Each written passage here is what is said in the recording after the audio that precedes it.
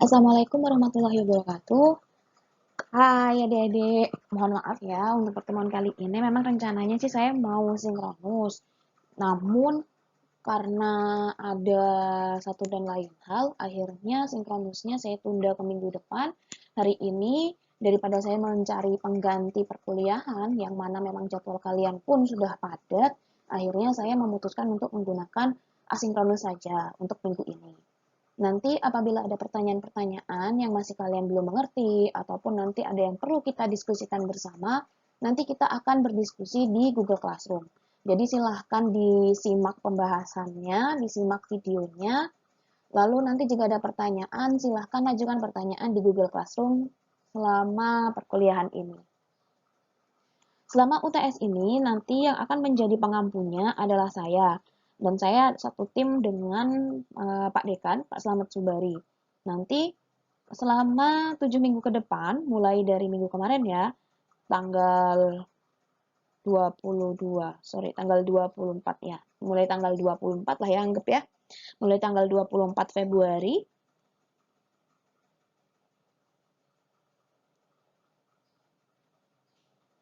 sampai dengan 7 April nanti kalian akan dengan saya. Dengan UAS-nya kalian akan dengan Pak Slamet Subari.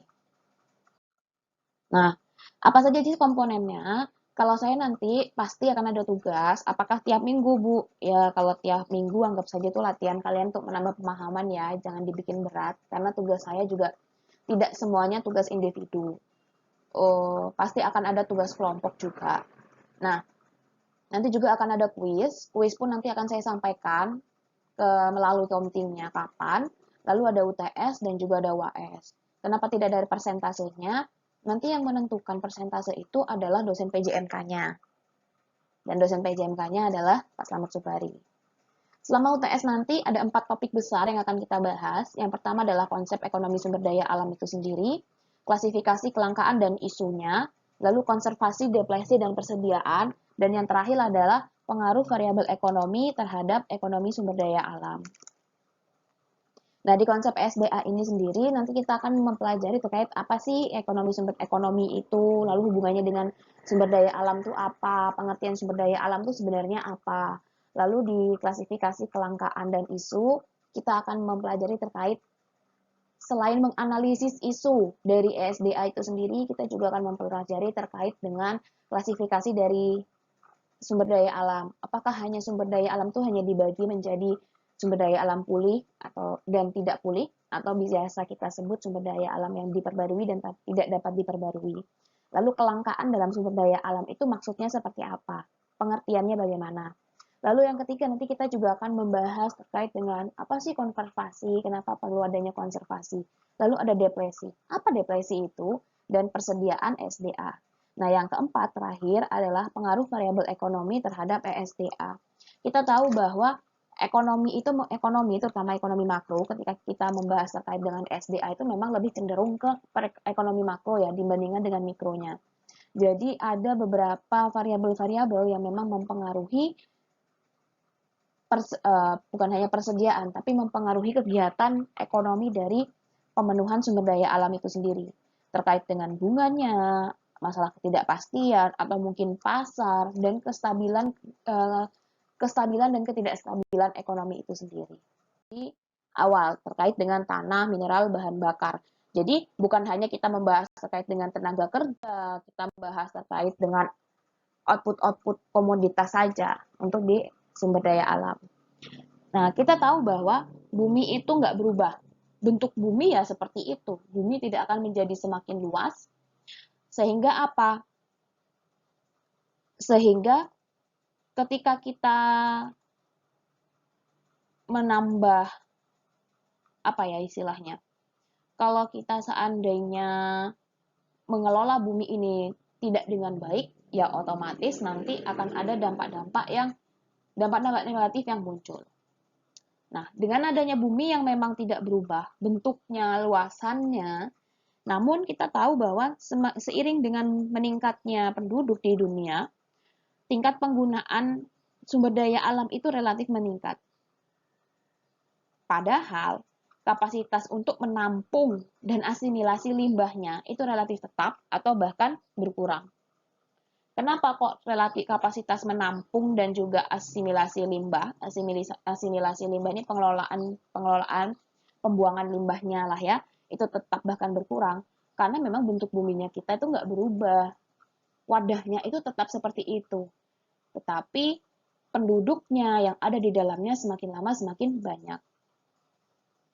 Penduduk yang semakin banyak itu kan otomatis membutuhkan barang, baik jasa maupun produk yang lebih banyak juga. Nah, pengelolaan barang dan jasa itu dapatnya dari mana kita inputnya? Ya dari sumber daya alam itu sendiri. Sehingga apa? Sehingga dengan adanya peningkatan penduduk, otomatis tingkat penggunaan sumber daya alam juga akan meningkat. Sehingga apa? Sehingga nanti pemanfaatan sumber daya alam menjadi suatu produk itu juga akan meningkat. Padahal kapasitas penampungannya itu relatif tetap atau bahkan berkurang. Jadi kalau kita tidak bijak dalam penggunaan SDA, otomatis lama-kelamaan akan muncul suatu kelangkaan. Karena apa? Karena penggunaan sumber daya alam yang terus-menerus. Sehingga kalau kita memfokuskan pada penggunaan sumber daya alam, sebenarnya kita harus bisa menyeimbangkan antara penduduk dan sumber daya alam. Dalam artian,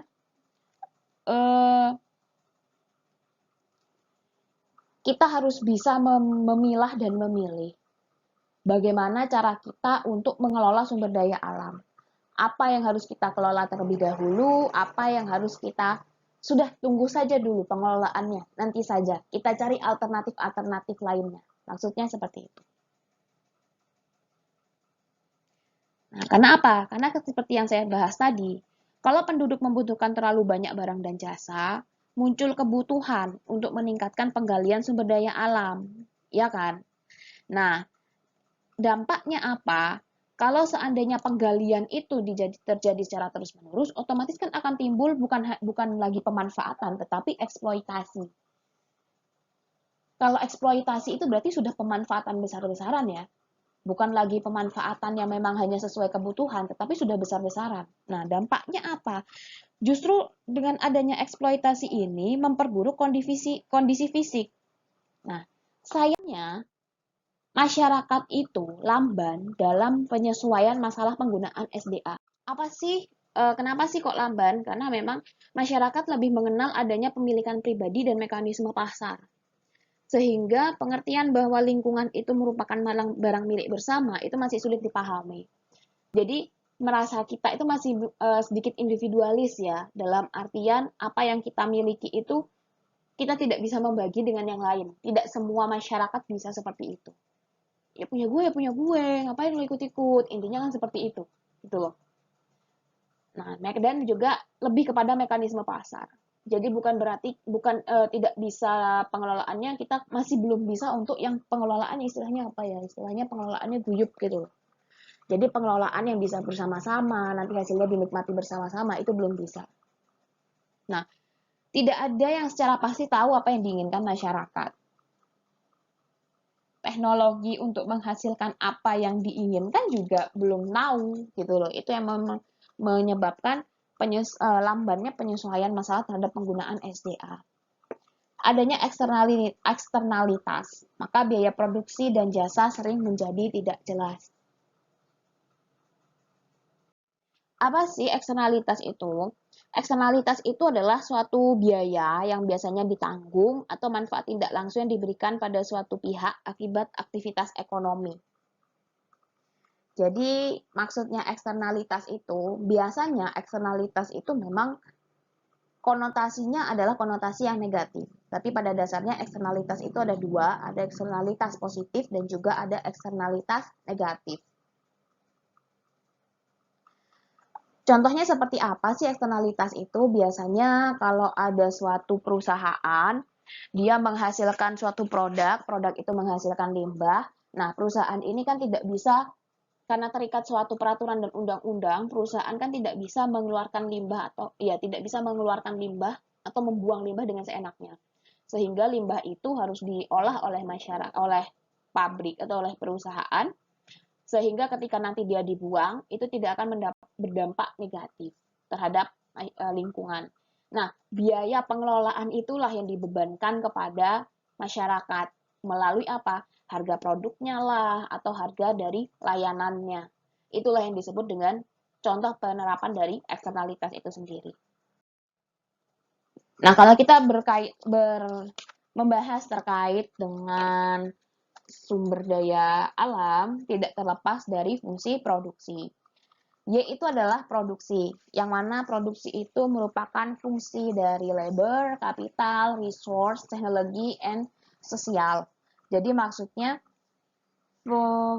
produksi nasional itu dipengaruhi oleh jumlah tenaga kerja, oleh kapital atau modal, jumlah barang sumber daya alam, teknologi, dan juga faktor sosial. Nah, masing-masing tersebut memiliki hubungan yang positif. Jadi artinya semakin banyak jumlah faktor produksi atau masukan yang digunakan, maka tingkat produksinya akan semakin tinggi. Jadi semakin tinggi tenaga kerja, kapital, resource, teknologi, dan faktor sosial itu akan meningkatkan produksi secara nasional atau produksi agregatnya. Dengan anggapan bahwa masing-masing faktor produksi itu homogen ya. Nah, kapital di sini, tanah dan sumber daya alamnya itu merupakan bagian dari kapital. Yang mana tanah dan sumber daya alam ini merupakan faktor yang menentukan proses pembangunan ekonomi di suatu negara.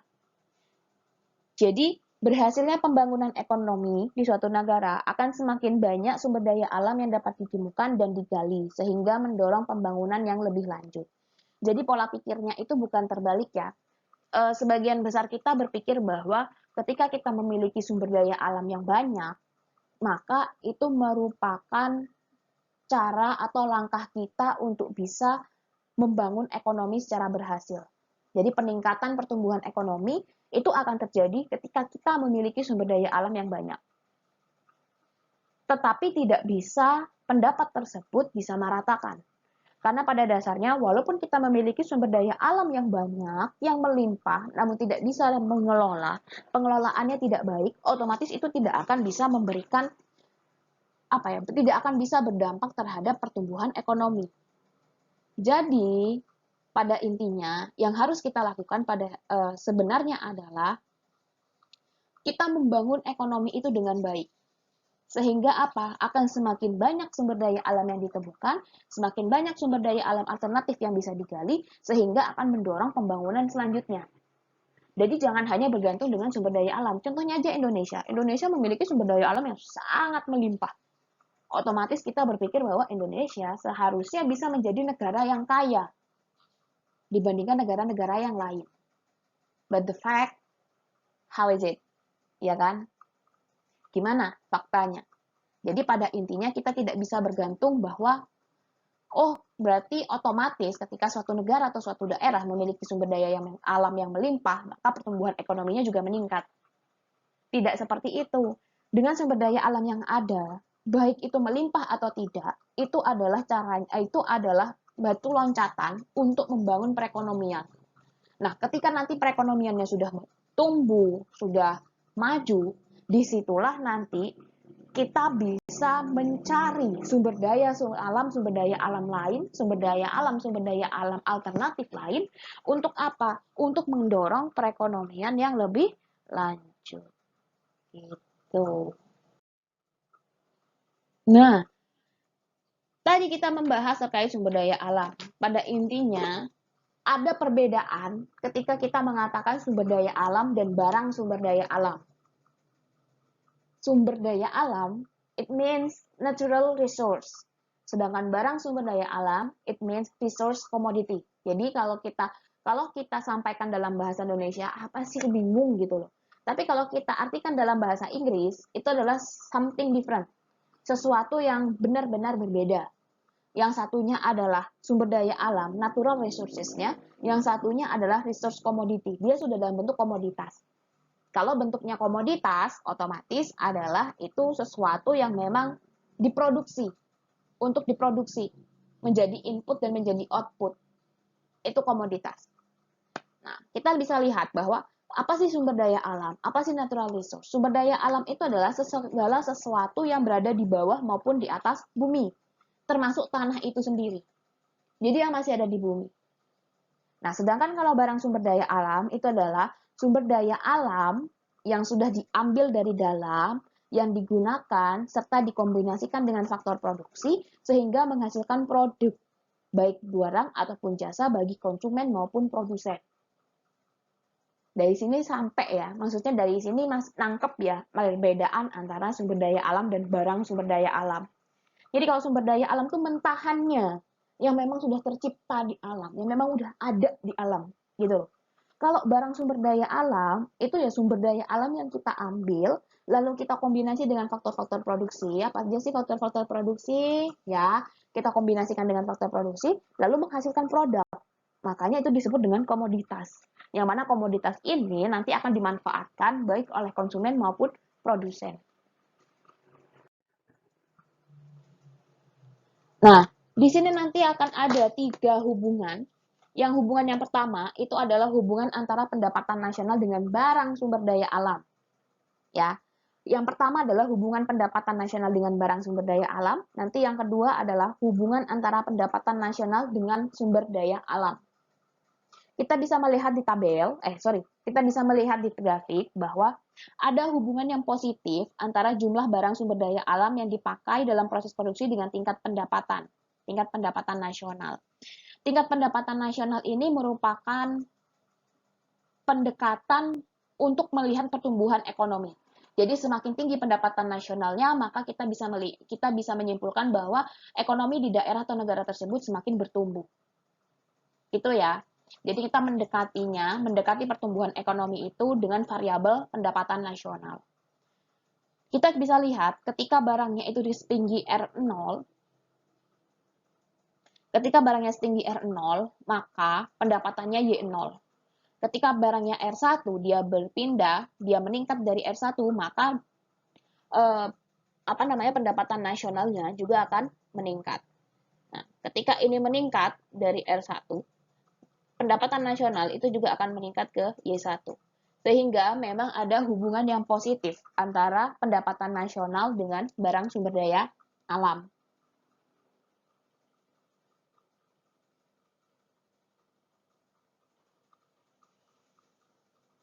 Nah,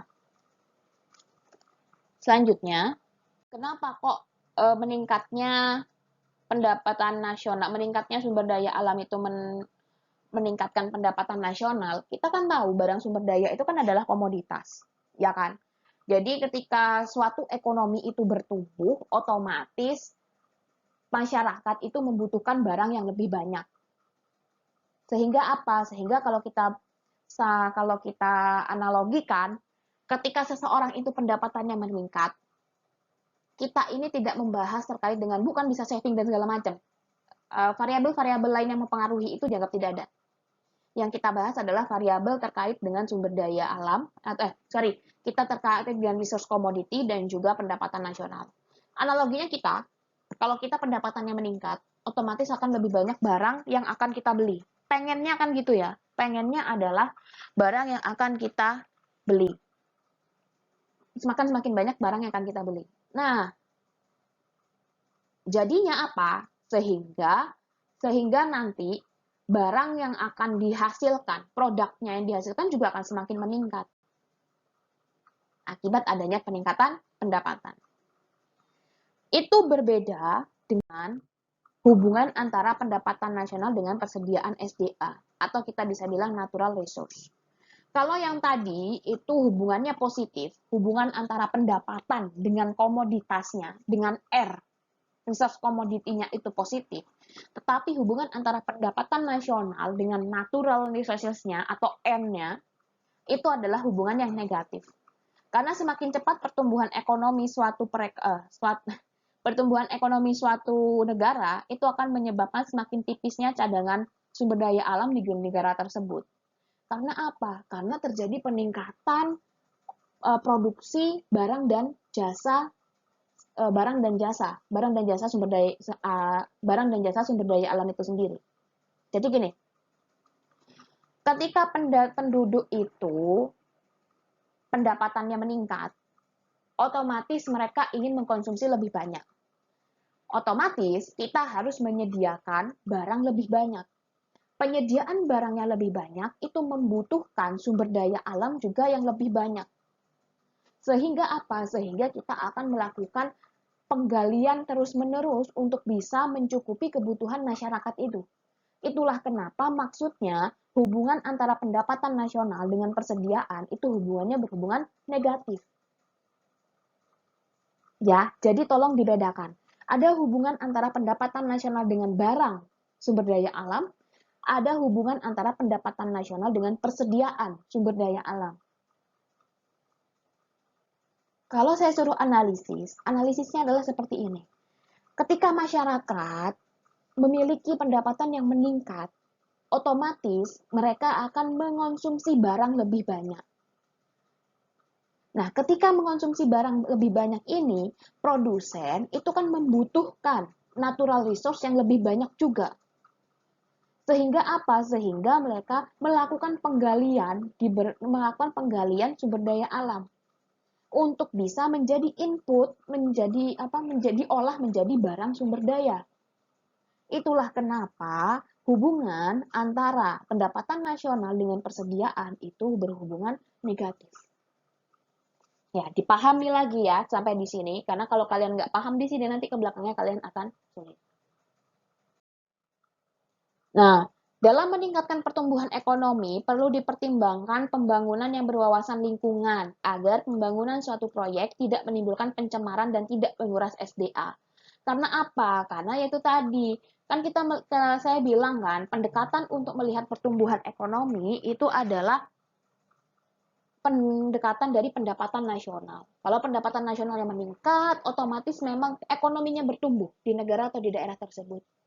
Dengan ekonomi yang meningkat, pendapatannya yang meningkat, itu masyarakat akan mengonsumsi lebih banyak. Maka akan ada penggalian dari sumber daya. Sehingga apa? Sehingga untuk mengantisipasi adanya eksploitasi yang berlebihan, dan juga nanti muncul kelangkaan pada akhirnya, harus pertumbuhan ekonominya atau pemanfaatan dari sumber daya alam itu sendiri harus berwawasan lingkungan. Nah, pola pengembangannya itu ada dua macam. Yang pertama adalah RUTR, melalui RUTR, Rencana Umum Tata Ruang, dan juga melalui pola pembangunan AMDAL, analisis mengenai dampak lingkungan. Kalau RUTR itu, kalau kita pembangunan melalui RUTR, studi yang harus dilakukan itu adalah kita harus tahu pola kemampuan tanahnya, curah hujan, dan letak tanah. Sedangkan kalau pembangunan melalui AMDAL, kita melakukan studi terkait dengan kelayakan teknisnya, sosial ekonomis, dan juga lingkungannya. Nah, produksi suatu barang dan jasa itu kan tidak mungkin terjadi tanpa melibatkan sumber daya alam kan di prosesnya. Sehingga apa ya, memang kita harus bersahabat dengan alam. Kita tidak bisa membangun tanpa mengindahkan adanya konservasi dari alam itu sendiri. Karena apa? Adanya peningkatan pendapatan otomatis akan meningkatkan jumlah barang dan jasa yang dibutuhkan. Peningkatan jumlah barang dan jasa itu akan meningkatkan kebutuhan terhadap natural resource atau sumber daya alam itu sendiri. Nah, hubungan antara tingkat pertumbuhan dengan tingkat pencemaran. Dengan adanya peningkatan produksi barang dan jasa, otomatis itu juga akan meningkatkan tingkat pencemaran, baik dari proses produksinya maupun proses penggalian natural resources-nya. Nah, di sini hubungannya adalah hubungan yang positif. Jadi, semakin itu bertumbuh, sebenarnya pada dasarnya, semakin tinggi pertumbuhan ekonomi suatu negara, maka tingkat pencemarannya itu juga akan semakin tinggi. Karena apa? Karena kan memang ada kegiatan produksi di sana. Kegiatan produksi itu pasti akan menghasilkan cemaran, pasti akan menghasilkan limbah. Limbah itu bukan hanya kita membayangkan limbah itu seperti limbah yang pabrik yang ada asapnya hitam-hitam ngepul, bukan itu. Bekas-bekas galian itu juga merupakan limbah menurut ekonomi sumber daya alam. Lalu habis itu eh, apa namanya? Setiap proses produksi pasti menghasilkan limbah. Itu tadi penjelasan terkait dengan apa sih ekonomi sumber daya alam, lalu hubungannya kenapa kita harus mempelajarinya. Karena ekonomi sumber daya alam itu pada dasarnya sama dengan ekonomi pada umumnya. Hanya kita akan berfokus terkait dengan pengelolaan sumber daya alam itu sendiri. Nah, sebenarnya terkait dengan ekonomi sumber daya alam itu sangat membantu ketika suatu negara itu memiliki sumber daya alam yang melimpah. Sebenarnya bisa menjadi negara yang maju asalkan kita bisa mengelola dengan baik. Jadi sebenarnya bukan harga mutlak ketika kita punya sumber daya alam yang melimpah, otomatis itu akan menjadi negara maju. Tidak. Kalau kita tidak bisa mengelolanya menjadi barang dan jasa yang memang dibutuhkan oleh penduduk, ya kita tidak akan menikmati hasil dari sumber daya alam yang kita miliki. Jadi pola pikirnya itu adalah sumber daya alam ini merupakan hasil dari pertumbuhan ekonomi, bukan sebab dari pertumbuhan ekonomi. Ya, jadi ketika kita